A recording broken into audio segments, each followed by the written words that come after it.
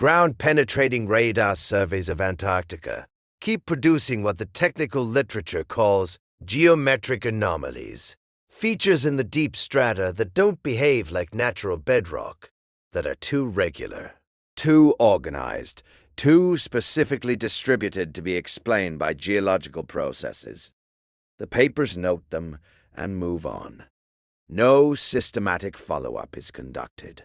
And the treaty that governs the continent ensures that any follow-up that does happen occurs within official programs and through official channels, the only continent on Earth where that is structurally guaranteed. I want to begin with a map. Not the map you're thinking of. Not the Piri-Reis map or the Orontius-Furneus map. The famous pre-modern maps that allegedly show Antarctica in an ice-free configuration. Those maps are the entry point for most people into this investigation, and they are genuinely anomalous in ways that orthodox cartographic history hasn't fully resolved. But they are also contested enough that using them as a foundation invites the kind of dismissal that forecloses the real investigation before it begins. So I want to begin with something different. I want to begin with a radar survey.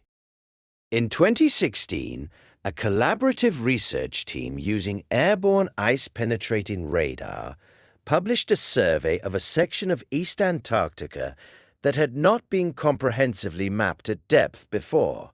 The survey was looking for bedrock topography beneath the ice, the shape of the continent under the glacier, the geological surface that the ice sits on. What the survey found, and what the published paper describes with the careful restraint of scientists in a field whose funding depends on not making dramatic claims, was a set of bedrock features in one region of the survey area that the authors characterized as potentially indicating exposure to liquid water in the more recent geological past than the standard glaciation. Timeline accounts for river channel morphology, delta formations, the kind of surface patterning that liquid water running over exposed land produces, and that is preserved in bedrock after glaciation covers it. The kind of features you would expect to find if the area in question had been ice-free, and therefore exposed to liquid water and open-air erosion within the last few million years, rather than the last 34 million. A few million years is still a long time, longer than any human civilization. The official response to findings like this is to adjust the glaciation timeline slightly, to accept that portions of East Antarctica may have been exposed during relatively recent glacial cycles, and to file the finding under refinements to our understanding of Antarctic geological history. Rational, measured, the kind of response that science should give to anomalous data that falls within the range of possible adjustment to existing models. But here is what I noticed when I read through the literature on Antarctic subice topography more carefully. The anomalies are not randomly distributed. They cluster. They appear with disproportionate frequency in specific regions of the continent, and those regions correspond with a precision that is more than coincidental to the regions where the ground-penetrating radar surveys most frequently produce what the technical literature calls reflective anomalies or geometric discontinuities in the deep strata. Features that are not explained by natural geological processes. Features whose regularity, whose geometric character, whose depth and distribution suggest to anyone trained to read subsurface imaging data something other than the random topography of a natural bedrock surface. I have been reading the Antarctic sub-ice imaging literature for months. I am not a glaciologist. I do not have the technical training to evaluate the specific interpretation of every feature in every survey. What I do have is the ability to read the language of scientific qualification, and to notice when that language is performing a specific function. The function of acknowledging an anomaly while foreclosing the investigation of it.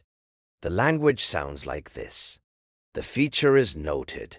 A geological explanation is offered. The paper moves on to the next feature. What the language never does is ask, if the geological explanation is insufficient, what else could this be? That question is not asked, not because the answer is obvious, because the answer is forbidden. Let me be specific about the kind of geometric anomaly I'm describing. Ground-penetrating radar surveys of subsurface geological environments produce images that show layered strata, the accumulated deposits of geological time. In undisturbed natural environments, these layers are continuous, curved by geological processes, interrupted by faults and intrusions that have specific characters recognizable to trained interpreters. What the Antarctic surveys show in certain regions are interruptions to that natural layering that don't have the character of natural faults or intrusions. The interruptions are too regular, too consistent in their geometry, too specifically organized in ways that natural processes don't produce. The technical literature uses the word anomaly, because anomaly is the word that acknowledges the feature without committing to an interpretation. The word means, this doesn't fit the model. The word does not ask, what does fit? I want to connect this to the broader investigation before I go further. The civilization that the maps called Tartaria occupied a vast territory across northern Asia, Central Asia, and parts of what is now Russia. The maps show it clearly, consistently, for over 2 centuries, and then it disappears from those maps in the period after 1755. The physical evidence of its existence, its architectural remains, its buried urban infrastructure, its demographic traces in the orphan train records, and the processing documents of the inheritance period, all point to a civilization of considerable sophistication that was erased from the official record in a specific window of historical time. A civilization that built to a standard we don't understand, that operated an economic system different from ours, that used energy in ways the official history of technology doesn't account for. If you were the final custodians of that civilization, if you understood that what was coming could not be stopped, that the reset was happening, and the archives were burning, and the maps were being redrawn, what would you preserve? What would you put somewhere safe? Somewhere cold enough to prevent decay? Somewhere isolated enough to prevent casual discovery? Somewhere whose very inhospitability would protect the preserved material from the kinds of opportunistic salvage that have stripped the accessible parts of the old world of their most portable evidence? The ice preserves. This is not a romantic metaphor. It is a practical fact of Antarctic preservation that the scientific community uses routinely. Ice cores from Antarctica contain bubbles of ancient atmosphere, organic material, volcanic ash, all perfectly preserved at depth by the cold and the pressure and the chemical stability of the glacial environment. The ice is an archive. It preserves what it covers, and at sufficient depth, beneath 2 miles of ice in regions of East Antarctica that are among the most geologically stable environments on the planet. Something preserved in the right container, in the right material, under the right conditions, would still be there. 200 years later, 500 years later, 2,000 years later. What would be in it? That is the question I cannot answer. That is the question the radar anomalies gesture toward without resolving. What I can say is that the distribution of the anomalies, their concentration in specific regions of East Antarctica, their geometric character, their depth, their relationship to the sub-ice topographic features suggesting relatively recent exposure, all of these things together form a pattern that points toward human activity. Not current human activity, not the modern research stations, prior human activity. activity that preceded the current glaciation of those specific areas, activity that was preserved by the ice when the glaciation covered it. The Antarctic Treaty, which I discussed in detail in an earlier investigation, governs exactly this territory, its inspection requirements, its framework for scientific access, Its management of what can be done, and by whom in the regions where the anomalies are most concentrated. Ensure that whatever is down there is found, if it is found, by programs operating within the official framework, not by independent researchers, not by investigators whose funding doesn't depend on the official narrative remaining intact, by programs whose institutional context will determine what interpretation is offered for what is found, and whether that interpretation ever reaches the general public in a form that allows for genuine evaluation. The last time an official expedition found something in Antarctica that warranted premature return and classified reporting was Operation High Jump in 1947. The expedition that went in with 13 ships and 4,700 personnel for a training and surveying mission and came back after 8 weeks instead of 36, with classified reports that remain partially restricted today. Whatever High Jump found in the summer of 1947 in the waters and the ice of Antarctica was significant enough to bring a major naval expedition home early, and sensitive enough to remain classified for more than 75 years. What did they find? I don't know. I have the same partial declassified record that everyone has. What I know is that 12 years after High Jump, the nations that had conducted the most significant Antarctic operations, including the United States and the Soviet Union, agreed on a treaty that placed the entire continent under a governance framework with no equivalent anywhere else on Earth. That timing is not coincidental. The treaty was the institutional response to what the expeditions had found.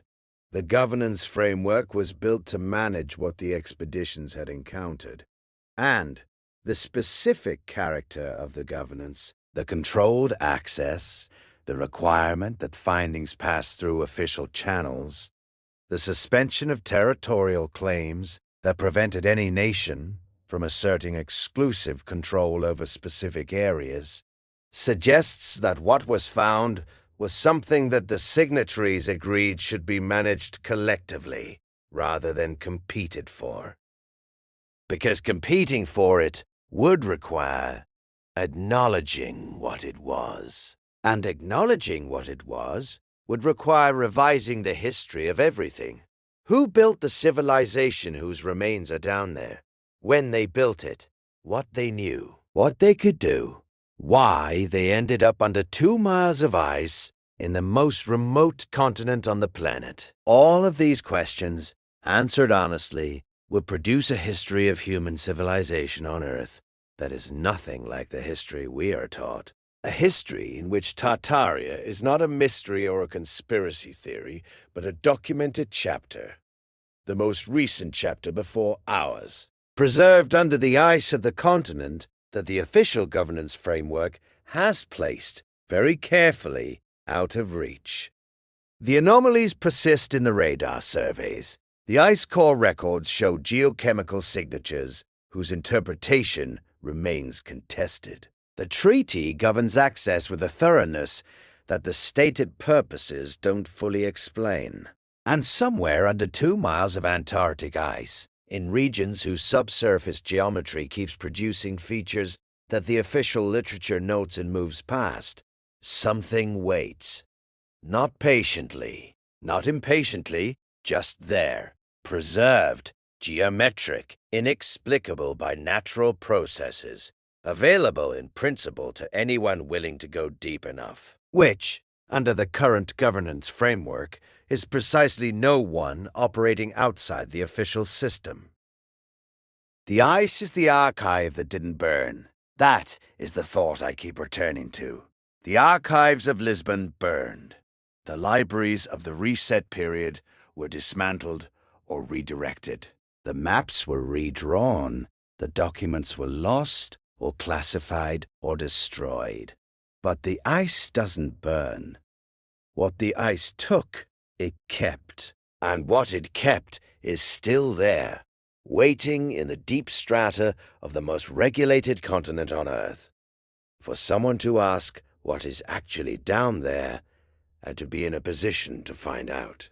If the ice preserves everything it covers, and the sub-ice radar of Antarctica keeps producing features the official science acknowledges, but won't fully investigate, what is actually down there? And why does the governance structure seem perfectly designed to make sure only the right people find out first? Share your thoughts in the comments and send this to someone willing to look past the official explanation.